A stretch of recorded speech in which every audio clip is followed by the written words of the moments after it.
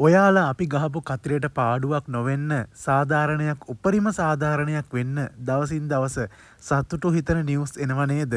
ඔන්න මේ මෙදා පාර ජොන්ස්ටන් සහ ඔහුගේ පුත්‍රයාව දෙන්නම 9 වෙනිදා වෙනකන් ජනවාරි 9 වෙනිදා වෙනකන් රක්ෂිත බන්ධනාගාර ගත කරලා තිනවා අපරහිතව. මං හිතනවා ඔයාලා මේ නිවුස් එක දකින්න නැති නේද? ඉතින් ඒත් සමගම ඔන්න පොහොට්ටු වෙන ප්‍රබලය සෙට් එකම බය වෙලා තියෙනවා. ඉතින් මේ පුංචි දෙයකට මේ විදිහට රක්ෂිත බන්ධනාගාරයට ගත කරා නම් ඉතුරු අයත් අනිවාර්යයෙන්ම බය විය යුතුයි නේද? නීතිය මේ විදිහට ක්‍රියාත්මක වෙනවා. ඇත්තටම සතුටුයි. උදේ മന്ത്രി කෙනෙක් පොලිසියක් ඉස්සරහා යකා නැටුවා.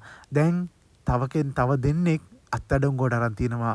ඉතින් ඇත්තටම නීතිය ගැන ඔයාටත් සතුටු නම් වීඩියෝ එකට ලයික් එකක් දාන්න. හරිද? අපිව සබ්ස්ක්‍රයිබ් කරලා නැත්නම් සබ්ස්ක්‍රයිබ් කරන්න. ඔන්න පොහොට්ටුවේ වගේම තවත් වැරදි කරපු කිහිප දෙනෙක් නැවතත් රක්ෂිත බන්ධනාගාර ගත වීමට සූදානම්. අපිත් බලාගෙන ඉන්නවා වැරදි කරුවන්ට ඉක්මනටම දඬුවම් දෙනකන්. එහෙම නේද?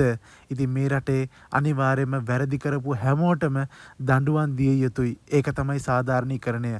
අසරණ මිනිස්සු මේ වෙලාවේ කී දෙනෙක් නම් කන්න නැතුව දුක් විඳිනවද? මේ පාලකයන්ගේ දූෂිතම පාලනයේ හින්දා. ඉතින් ඔවුන්ට අනිවාර්යයෙන්ම දඬුවම් දිය යුතුයි. මේ ජොන්ස්ටන්ලගේ එක වැරද්දක් විතරයි. ඉතින් මේ වගේ තව අහු නොවිච්ච කොච්චර දේවල් ඇද්ද?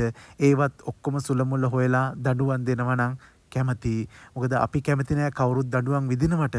හැබැයි වැරද්දක් කරා නම් වැරදි කරුණක් අනිවාර්යයෙන්ම දඬුවම් දිය යුතුමයි. ඒ තමයි මේ හැම මිනිස්සෙකුටම කරන එකම සාධාරණය. එහෙම නේද? ඔයාලගේ අදහසත් පහලින් කමෙන්ට් කරන්න. මේ වගේ වීඩියෝ බලන්න දිගටම අපිත් එක්ක රැඳිලා ඉන්න.